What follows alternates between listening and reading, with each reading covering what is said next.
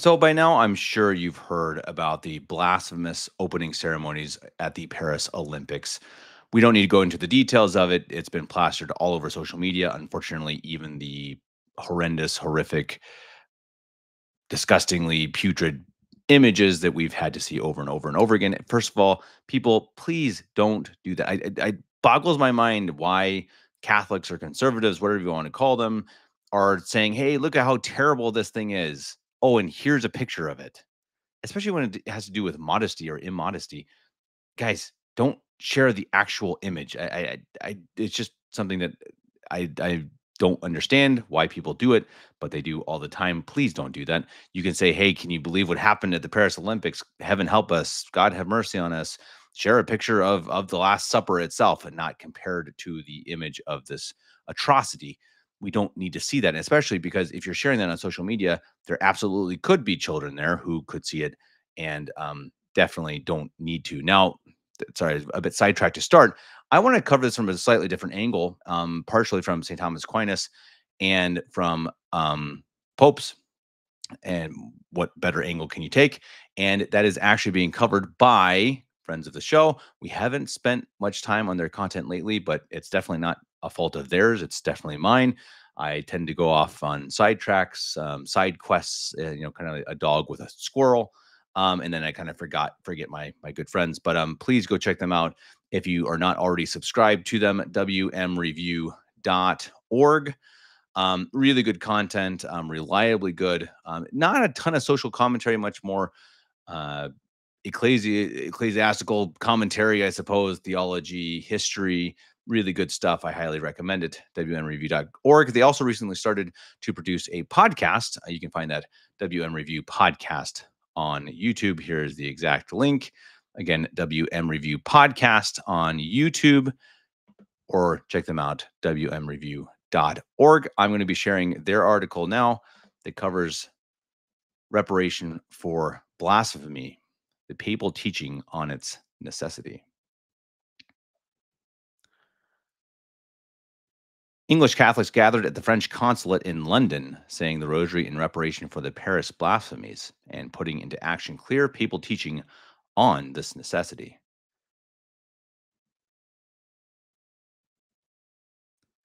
We were in two minds about whether to speak at all about what happened in Paris at the end of July, thinking that it might be best to starve such blasphemy of attention. The creatures responsible for such blasphemy evidently thrive upon the outrage and attention of Christians.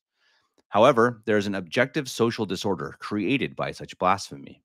St. Thomas wrote that blasphemy is a very great sin, a kind of unbelief which is aggravated by hatred of God. He compares it to murder in the following way.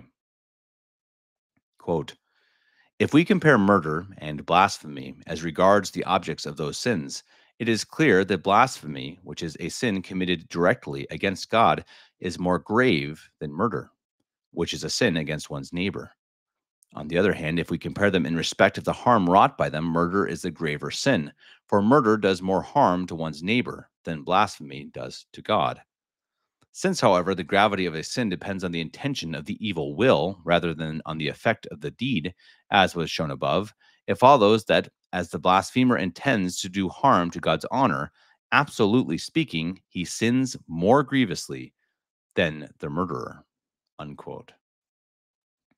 The social disorder and guilt caused by the sin of blasphemy, especially when it is perpetrated by those responsible for governing the community, must be rectified, both as a matter of justice to God and as a matter of urgency for society.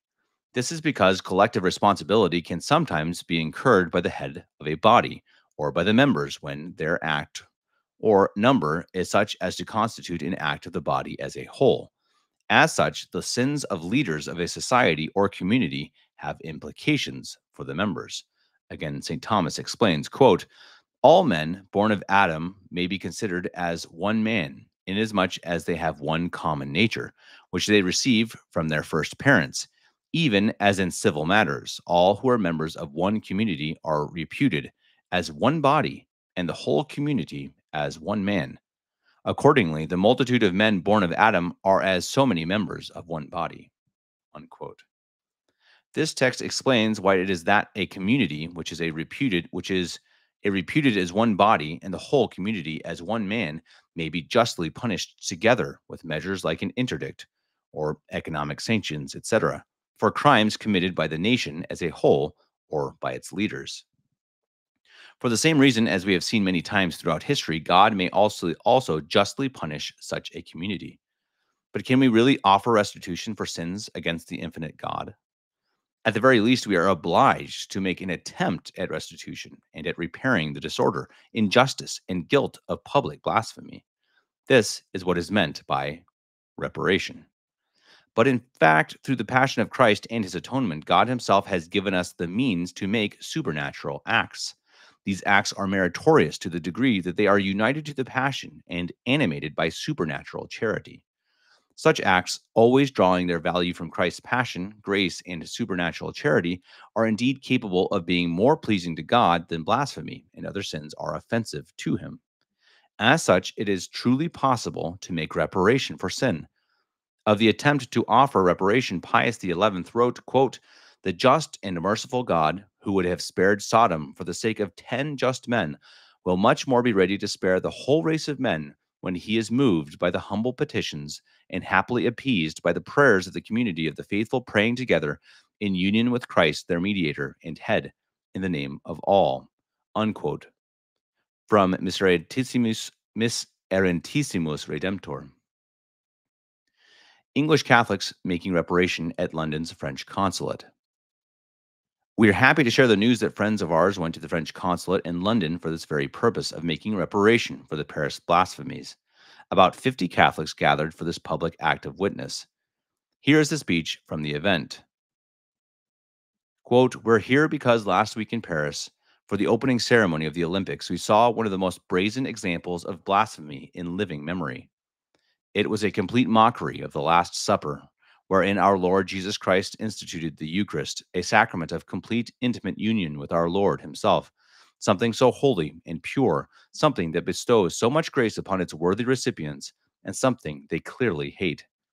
Especially in the face of such silence from our supposed Catholic hierarchs, it's imperative that Catholics make reparation for such blatant acts of blasphemy, for something that was nothing short of an occult Luciferian ceremony.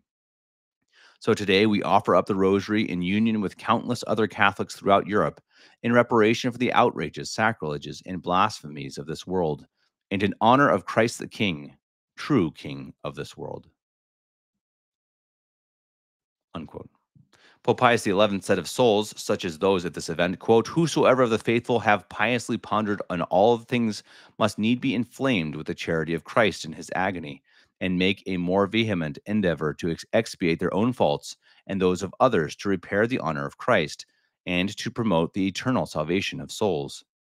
As the speech says, few of the supposed members of the Catholic hierarchy have spoken out about this event, it falling once again to the traditional Catholic laity to organize a response. Most conspicuous by his silence, however, is Francis himself. To illustrate what could have been said by a true pope, we are including below some extracts from Pius XI's 1928 encyclical Miserentissimus Redemptor. It could have been written this very week if there was a true pope sitting on the chair of St. Peter. We should all take note of his teaching and at least offer private prayers of reparation. We will let everyone themselves go and read this encyclical from Pope Pius XI. Please do so at WMreview.org. Very well summed up, and bravo to the people over there in England who did this. And I think it is absolutely something we need to consider doing more, myself absolutely included. We see blasphemies daily, of course, maybe not so public and horrendous as that in Paris, but we still see them, especially here in Munich and Vienna. We have very evil hierarchy of the supposed Catholic Church that not only allows this evil, blasphemous art, etc., to be placed in the churches, but they actually place it there themselves. They want it there. They love evil. They love everything that is ugly, and we must do what we can to reparate. So thank you again to WMreview.